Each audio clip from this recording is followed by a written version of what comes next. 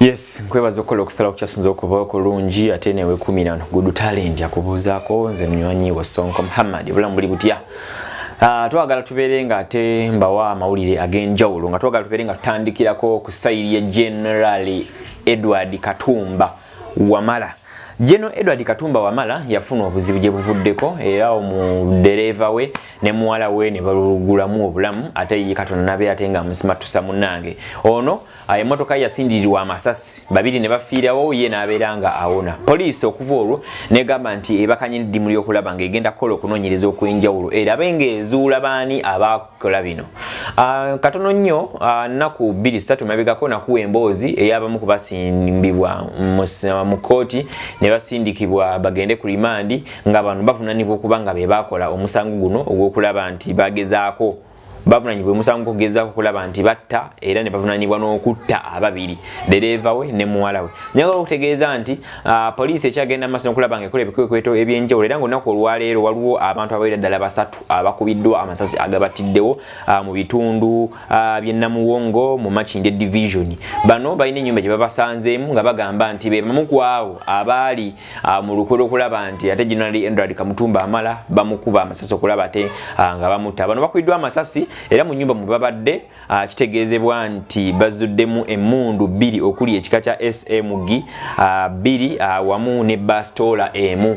So babi 3 bakubiddwa amasasi agabatiddewo olunaku olwaleero nga kigambibwa nti poliisi ya crime intelligence eno yeri mu nteekateeka zino ez'okulaba nga ate bafutiza everywhere kulaba nga bajjayo abo abakola omusango guno ogw'okutta n'okugezaako okutta General Edward Katumba Wamala. So General Edward Katumba Wamala bwe bityo ebiri muganda wange katulabe oba ddala bebbo bennyini oba balala. So tukyagobererezeganya ensonga zino nze ogwange gwenkola gwa kubanga ate nkutuusaako amawulire gano nga nze Sonko Muhammad wano Good Talent nga twabasuubiza. Tweyongereye mu maaso munywanyi. Olunaku lwaleero Charles Olime aka Sipapa. Sipapa yakwatibwa gye buvuddeko emabega alabika amaze mu kaduukulu ennaku weeks eziwerera ddala nga 3. Bwe yali akwatibwa yasangibwa n'omuyimbi Record Era Butidda ne girlfriend wa Record Era era ne basibwa. Record Era oluvannyuma lwa weeks nga 2 yateebwa n'abeera nga avayo mu kkooti ate Sipapa n'asigalayo. Kati so Sipapa naye njagala okutegeeza nti ali abutaala avuddeyo emabega w'emitayimbwa omukulu Sipapa the city tycoon. Sipapa tumanyi bulungi nnyo ajja olikisa mu nsonga ez'enjawulo abadde promoter managing abayimbi Brown Sugar Serena Butter n'abalala. Time ya campaign webereddewo yatambulanga ng'akola efujja ery'enjawulo yalumba ku kitebe kya NUP era n'asindirira ekitebe kina amasasi gate n'abeera nga bakubamu bituli nga kozesa emmundu naye munnange yakwatibwa ng'avunanibwa emisango egy'enjawulo. Tawulirako mbu mulimu ensonga z'okuba nti bamusanga n'emmundu yagifuna atya ate ngo n'adayina n'abakuumi.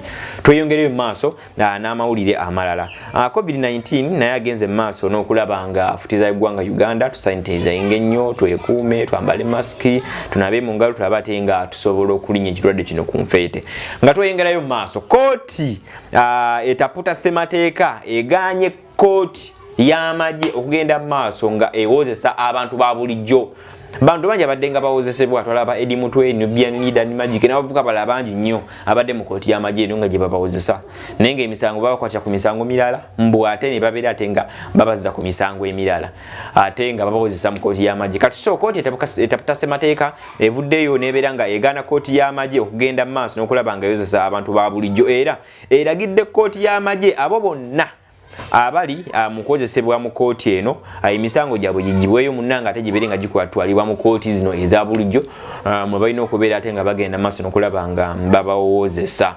So mu bifaananyi golaba Fande Guti y'omu ku babeera mu kooti eno ey'amagye. So kooti etaputa ssemateeka bano ebayimiriza era bagambye ensonga nga zino babeere nga bazeesonyiwa abantu babasindike mu kooti ze balina okugendamu entuufu so si kooti ez'amagye. Abo tweyongereyo mu maaso COVID-19 tuli mwevu ey'okubiri lockdown ey'okubiri twaliko mwe yasooka era abagagga bangi bavaayo ne babeera nga badoneetinga bawaayo ebintu eby'enjawulo magi mmere buwunga sente nkalungu sanitizer n'emmotoka kampani z'enjawulo zawaayo ebintu bingi nnyo. Ku mulundi guno pulezidenti we yayimiriza teyavudde kuba mulanga kulaba nti abantu beeyamba nti bannange mujje mutuwe ku kino nekiri tubeera bate nga tubeezawo abantu naye omugagga w'omu Kampala Hamis Kigundu yavaayo inasubiza okuba nti ajja kubaako kyakolawo.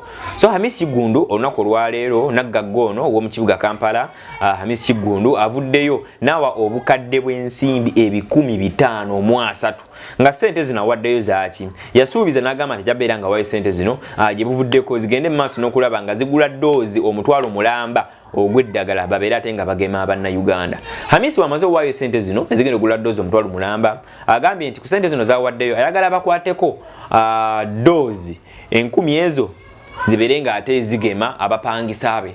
Hamisi ono mwagali mu kibuga Kampala, alina sente, muvubuka yakava myaka gye buvubuka just recently wano, alina arcades ez'enjawulo n'ebizimbe era alina abantu apangisa ku bizimbe bye wansi awo Nakivubo, era yazimba n'ekisaawe ky'e Nakivubo. Kati so abamu mu bantu abapangisa be avuddeyo n'ategeeza gavumenti nti bakwateko doozi 1000 ezo ez'abantu 5000 babeera ate nga bagema abantu be abapangisa be, then 10500 zibeere nga zigenda Bannayuganda abalala. So Hamis Kigundu olunaku olwaleero akutte essente za Uganda obukadde 553 n'aziwaayo. Sente zino zikwasizza Ssaabaminisita wa iggwanga lino erya Uganda Honorable Robin Nabbanja, gwakwasizza ekiteeretebbwa ky'essente kino ate kigende mu maaso n'okulaba nga kiyamba ku Bannayuganda okulaba nga ate beegemesa ekirwadde COVID-19 kibeere nga kikendeera.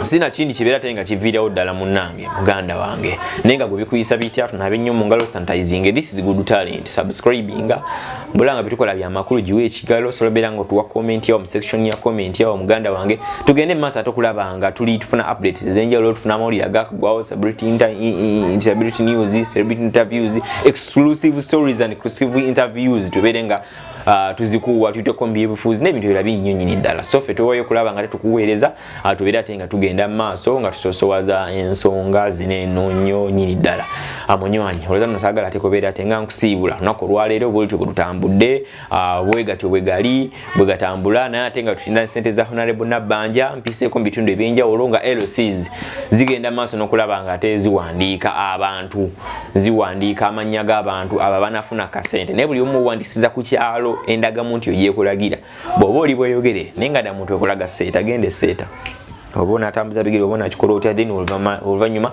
olinde emitwalo gyo10 egya ssente paka ginaatuukira gyebuvuddeko akawunga kaagaano tuuka ku luno bya ssente emitwalo 10 munywanyi tusubscribinge tusharingireko abalala mubeere bulungi mweraba.